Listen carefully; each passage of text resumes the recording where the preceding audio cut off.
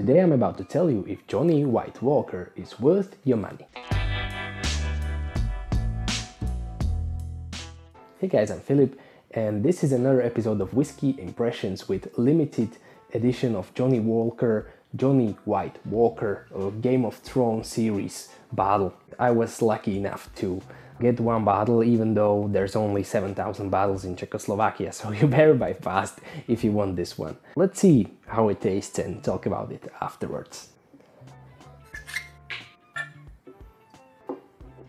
So, this is straight out of the freezer. They recommend to put it in the freezer.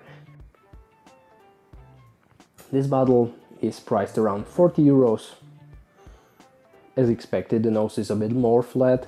There's some vanilla, caramel, oak, they're pretty much the same notes, but I would say it is a bit fruitier from the freezer, which is surprising.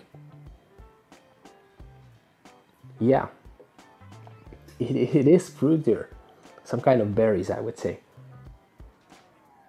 Pretty pleasant on the nose, even just as it is or from the freezer.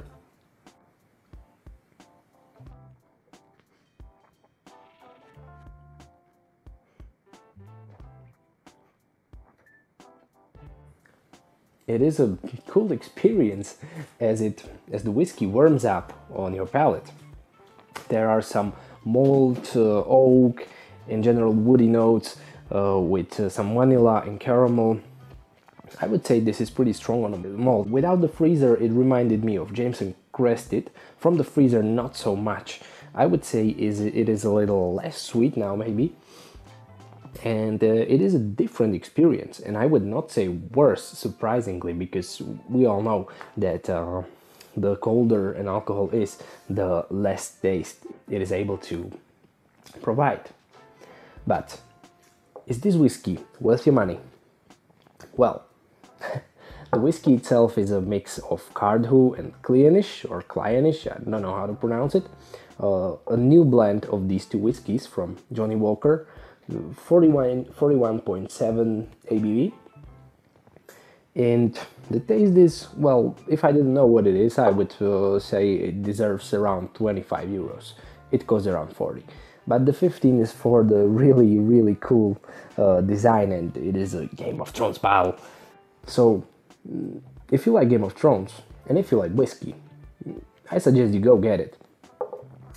It is not exactly the whiskey I would search for. I prefer fruitier and more peaty whiskeys, but this definitely is a fair drum. It doesn't taste like a terrible cheap whiskey. It is a decent whiskey.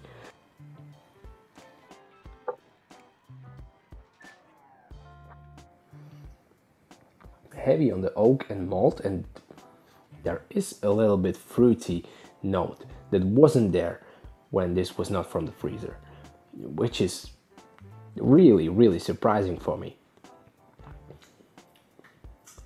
The aftertaste, the oak really does stay in your mouth. It is a long and very pleasant finish, and if you I don't know how I found this out, but when you don't have this in a freezer, after you swallow the whiskey, if you swallow on empty and exhale through your nostrils, there's a very cigar-like smoke in your mouth. Just a subtle note, but it is super pleasant.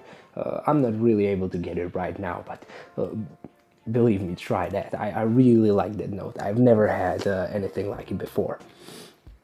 To sum it up, a decent whiskey, and I think you will not, as I don't, you won't regret your money for this. So it is fairly good.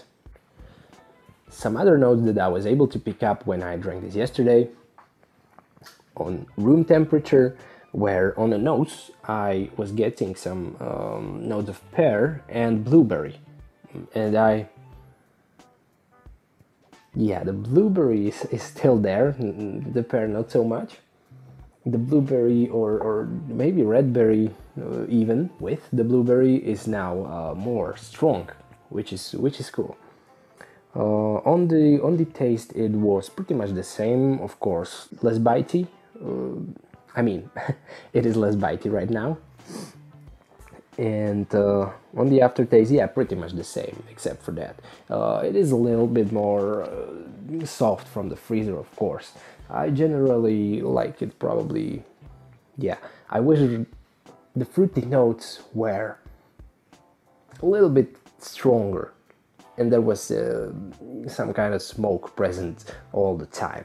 That would be perfect, but that's not what this whiskey is trying to be. So alright guys, so that's it for today. I hope you liked the video. If you did, don't forget to leave a like and subscribe for more. To you guys.